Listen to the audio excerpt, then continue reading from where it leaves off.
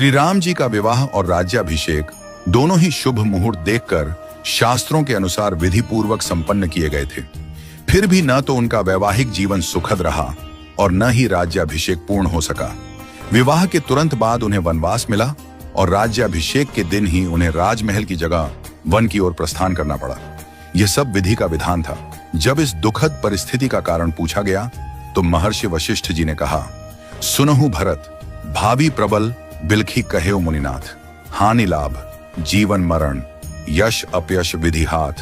हे भरत, भावी बहुत बलवान होता है, हानि लाभ जीवन मरण यश अपयश सभी विधाता के हाथ में है।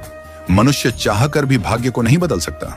श्री राम जो धर्म के मूर्तिमान स्वरूप हैं, जिनके जीवन का प्रत्येक क्षण मर्यादा और सत्य की मिसाल है, वे भी अपने भाग्य को नहीं टाल सके। उन्हें वनवास मिला, पत्नी सीता को खोना पड़ा और अंत में उन्होंने स्वयं सरयू में जल समाधि लेकर अपनी लीला का समापन किया। श्री कृष्ण जिन्हें योगेश्वर कहा गया, जिन्होंने गीता में कर्म ज्ञान और भक्ति का मार्ग बताया, वे भी अपने कुल के विनाश को नहीं रोक सके। उनके यादव वंश में आपसी कलह से एक दूसरे का संहार हुआ। महादेव शिव जो महामृत्युंजय के अधिष्ठाता हैं, वे भी अपनी प्रिया सती की मृत्यु को नहीं रोक सके। त्रिकालदर्शी होकर भी वे विधि के विधान को नहीं बदल सके। रामकृष्ण परमहंस जिन्हें दिव्य सिद्धियां प्राप्त थीं, भी कैंसर जैसी बीमारी को नहीं रोक सके। उन्होंने कहा था, यह शरीर नश्वर है, आत्मा ही अमर है।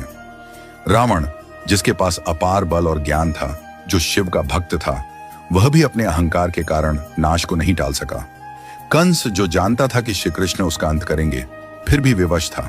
इन सभी घटनाओं से यही सिद्ध होता है कि मनुष्य अपने जन्म के साथ ही जीवन और मरण, यश और अपयश, लाभ और हानि, स्वास्थ्य और रोग, शरीर का स्वरूप, परिवार, समाज, देश और स्थान, इन सब का निर्धारण करके आता है। मनुष्य को यह भ्रम होता है कि वह सब कुछ नियंत्रित कर रहा है, लेकिन वास्तव में सब कुछ ईश्वर के संकेत से ही चलता है। इसीलिए साधक को चाहिए कि वह मन, वचन और कर्म से सहज, सरल और सदाचारी बना रहे, सदैव प्रभु का स्मरण करता रहे और अपने कर्तव्यों को श्रद्धा और निष्ठा से निभाए। मुहूर्त न जन्म के लिए तय होता है, न मृत्यु के लिए। जब जन्म और मृत्यु ही निश्चित नहीं होते, तो बाकी सब कुछ क्षणिक और अस्थायी है। केवल प्रभु का नाम ही शाश्वत सत्य है। इसलिए सदैव ईश्वरमय रहो और आत्मा को परमात्मा के निर्देशों में लीन कर दो। यही सच्चा जीवन है। नियति को स्वीकार करना और प्रभु में समर्पित रहना।